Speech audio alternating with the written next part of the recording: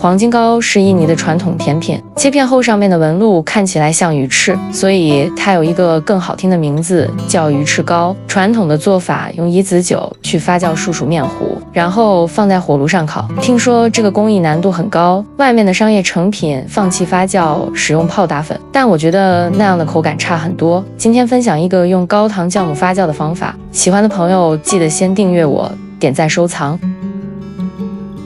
椰浆我用脂肪含量每100毫升16到18克之间的，搭配以新鲜的斑斓叶。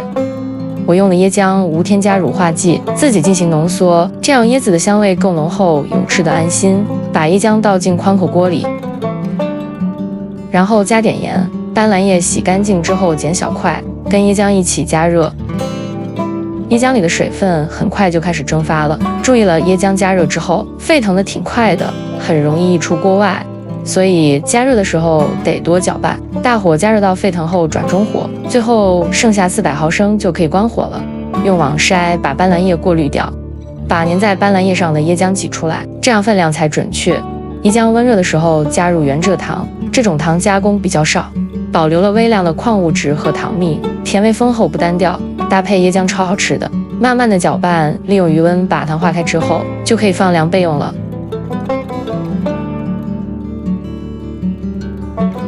接着我们来测试酵母的活性，这是我用的高糖酵母，记得用完要放回冰箱哦。用摄氏37度的温水来融化白砂糖，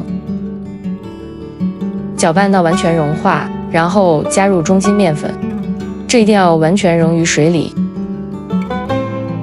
高糖速发酵母要小心，别让酵母结块。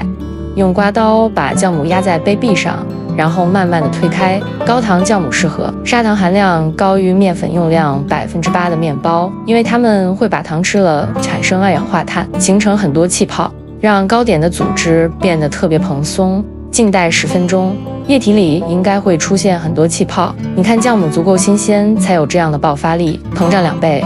这样的酵母非常活跃，如果10分钟过了都没泡，那酵母可能过期没有活性，要买新的了。分开蛋黄和蛋白，我们只拿蛋黄。树薯粉要分3次放进去，然后用普通的打蛋器搅拌均匀，不需要电动，因为我们不用打它起泡。边倒椰浆边轻轻搅拌。树薯粉和浓椰浆分2到3次加入蛋黄里，刮下粘在碗壁的树薯粉，从外向内搅拌。黄金糕的鱼翅纹是酵母发酵时产生的，用下火加热让气泡慢慢上升，从下而上凝固，跟打发蛋糕是不一样的。如果用电动打蛋器，蛋液起泡之后会让蛋液里充满空气，面糊上会浮上一层厚厚的泡沫，然后你又要想办法消除那层泡沫，可能会搅拌过度，把发酵的气泡破坏掉，空气都跑了，组织就膨不起来。看到树薯粉结块也别担心，过滤一下就好。用刮刀把面糊全部刮下，别忘了刮掉网筛下面的面糊。混合酵母液搅拌均匀就可以开始发酵了。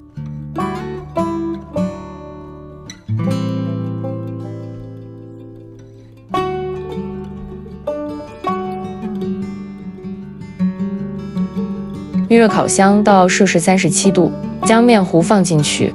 发酵的时候可别搅拌面糊哟。发酵1小时之后，你看面糊上面开始出现细腻的气泡了。接着再等半个小时，面糊开始膨胀，中间冒出很多气泡，但最底层的面糊是没有气泡的。现在发酵已经2个半小时了，面糊又变回原来的大小，表面的泡泡变厚变细腻。我们再来看发酵3个小时之后的状态，这个时候可以拿出来检查一下。当表面出现一堆大鱼眼气泡，就可以结束发酵，进行下一步了。我提供的发酵时间只是一个参考，学会观察面糊的变化才是最重要的。冬天慢一些，到了夏天又会快一点。这层厚厚的泡泡层是不要的，我们舀起来。发酵这个步骤真的超级重要，如果发酵不够是不能产生鱼翅纹的，发酵过了又会变酸。舀走泡沫之后，面糊出现一层薄薄的奶白色的气泡，这样就可以拿去烤了。我觉得方形的模具做出来的鱼翅纹是最好看的，我用的是镀铝钢的方形烤盘，这种烤盘比较耐热，有利于面糊上色和爬升。当面糊发酵到2个小时半左右，我们就可以预热模具了。烤盘上铺好烘焙纸。我跟大家分享2个加热方法。第一个铸铁锅盐烤法，我特别推荐。先把粗盐倒进铸铁锅里，用手抹平放进烤盘，只需要烤盘底部碰到盐，四周可别填满盐哦。接着插入温度计的探针，盖上盖子，小火把盐加热到摄氏170度，然后把面糊从高处倒入烤盘，不用加盖，把盐的温度保持在摄氏160到180度之间。我用的是电陶炉，可以在120瓦到800瓦之间调整。烘好了5到10分钟之后，表面会开始浮上细腻的气泡，轻轻把它们拨走，忍住啊，别搅动下面的面糊，小心咬走这层薄薄的泡沫。整个烘烤过程一定不能搅拌面糊。烤熟的时间跟面糊的厚度是相对的，如果面糊厚大概3公分，需要烤1个半小时才会熟。我这盘面糊有6公分厚，足足烤了3个小时。有厚度的黄金糕可以更好地展示垂直的鱼翅纹，不过厚面糊要烤好的花点时间。用铸铁锅盐烤，更接近明火在底下烤的效果。下火的热力让气泡不断上升，一开始泡沫很细腻，后来越来越大，面糊也微微向上冒。我喜欢使用铸铁锅，让我可以观察烤熟凝固的神奇过程。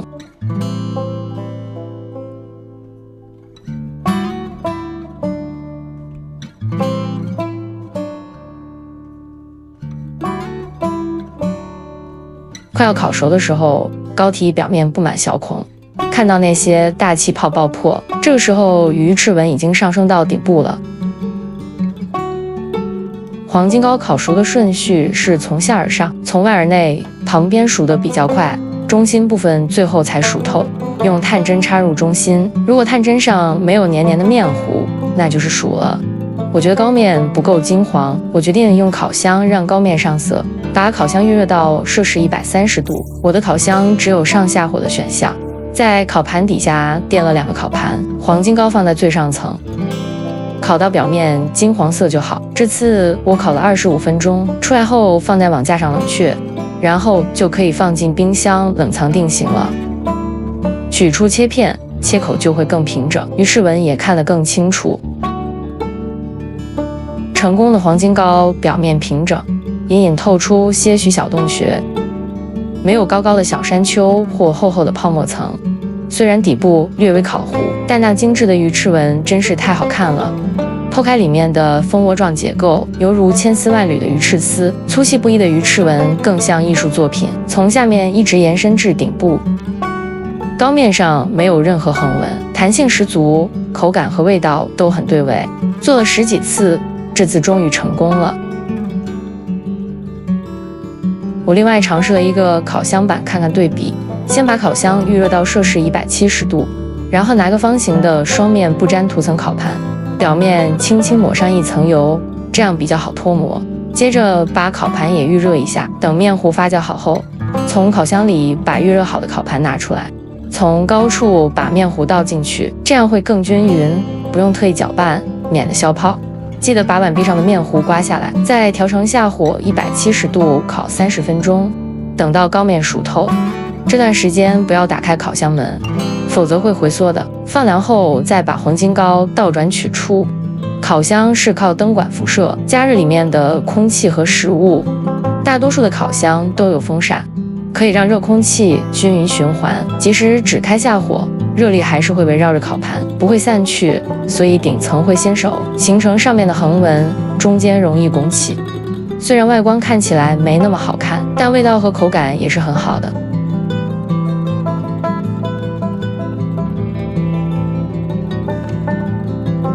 酵母的比例会影响糕体的厚度和软度。这3盘的面糊分量都一样的，你会发现酵母的比例越高，面糊能升得更高，但要小心，它会更容易过度发酵变酸，也需要更长的时间烤熟。接下来跟宝子分享一些我翻车的例子。这盘饭发酵的时候搅拌太多了，而且发酵时间也不足，气泡少得可怜，再加上烤箱的热力不均匀，下火的温度根本不够让气泡上升，结果气泡升到一半的时候，上面已经熟了。这盘用了椰浆，脂肪含量太高，木薯粉跟椰浆比例也不对，膏体太软了，太扎实，口感不好。这盘是烤盘，四周撒的盐，结果周围温度太高，四周熟得太快，鱼翅纹被推向中间倾斜，我怕底部烤焦，所以最后就关火盖上了，结果面糊加热不足，中间的鱼翅纹没升到顶。冷藏后的黄金糕会变硬，可以拿真空机包装，然后放进冰箱保存。淀粉类的糕点可不太适合冷藏太久，最好1周内吃完，这样淀粉才不会老化影响口感。吃之前得切片，中火蒸5分钟，等它变软了就可以拿去煎了。锅里放点油，用姜片均匀推开，稍微加热一下就可以下黄金糕了。这黄金糕特别快糊，千万别用大火，只能小火煎2到3分钟，先蒸后煎，这样外面就脆脆的，里面又软软的，糯叽叽，超好吃。摆盘的时候也不会粘在一起。我觉得铸铁锅和烤箱做出来的黄金糕口感分别不大，树薯淀粉煮熟后口感弹牙，椰浆含有脂肪，是让糕体柔软有韧性的关键。发酵后产生的蜂窝气孔，让糕体变得轻盈有嚼劲，口感十分惊喜。你在制作黄金糕的路上也翻过车吗？欢迎在评论区留言，我们一起交流攻克这个烘焙天花板。我们下次再见。